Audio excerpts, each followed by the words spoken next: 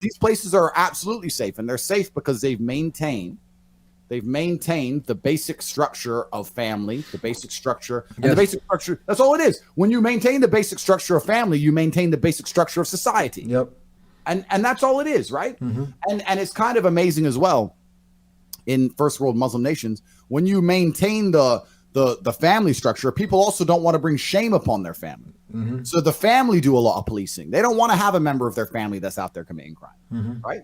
It's amazing that you have a city which is statistically so safe with all these different people from all these different places, right? And they've done that by just maintaining some kind of social cohesion. You can't have degeneracy all around you 24/7 without degenerating as a person, right? And that's what's happened in the Western world. To a degree, Christianity used to keep the Western world in check, but the Christianity's become so weak, it doesn't mean anything anymore.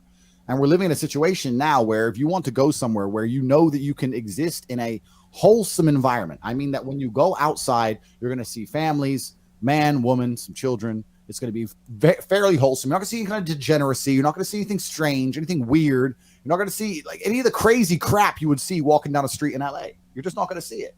And Dubai tries very, very hard to prevent degeneracy while also allowing people from all around the world to come live in safety and work hard and make a good life for themselves. And they've done it all under the guise of Islam. I have so much respect for that. It's basically because I think both genders, especially in the West, have forgotten their roles as a whole.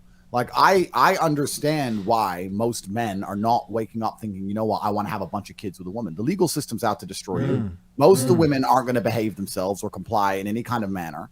Like I had many Muslim friends. I grew up in Luton in England, which is predominantly Muslim. And in England as a whole, London has a lot of Muslims as well. Yeah. And my Muslim friends used to say to me all the time, we'd be out and we'd be walking around and they'd see some girl in a short skirt or whatever. And they say, this is why I need an Islamic wife. Is she a wife? She's naked and drunk at 2 p.m. in the afternoon. Like there's you said hold on. Did you mean 2 a.m. or 2 p.m. actually? PM, sorry. 2 p.m.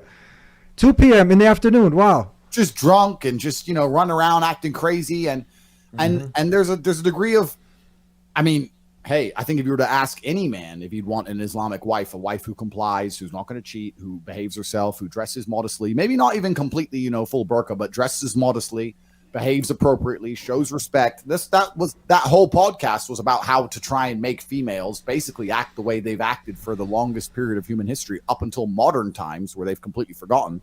And I said, well, Islam fixes it because they don't have any of these problems, right?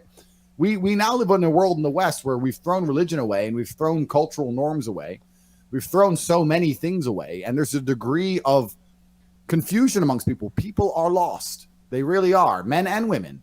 I think a lot of the Western women act so degenerate and they don't do it because they're evil. They're doing it because they're trying to find happiness.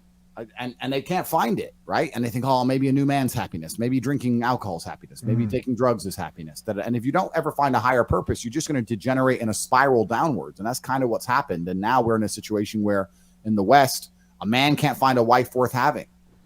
And people keep saying, oh, men don't want to be men anymore. Men don't want to get married. Would you marry some chick you meet in the club in Miami?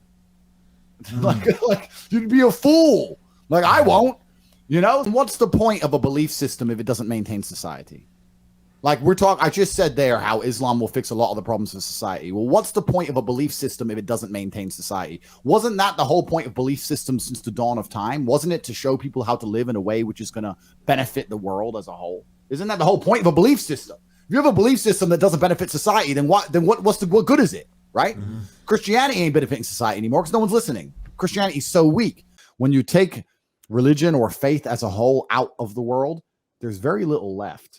But just degeneracy, hedonism, corruption on every level.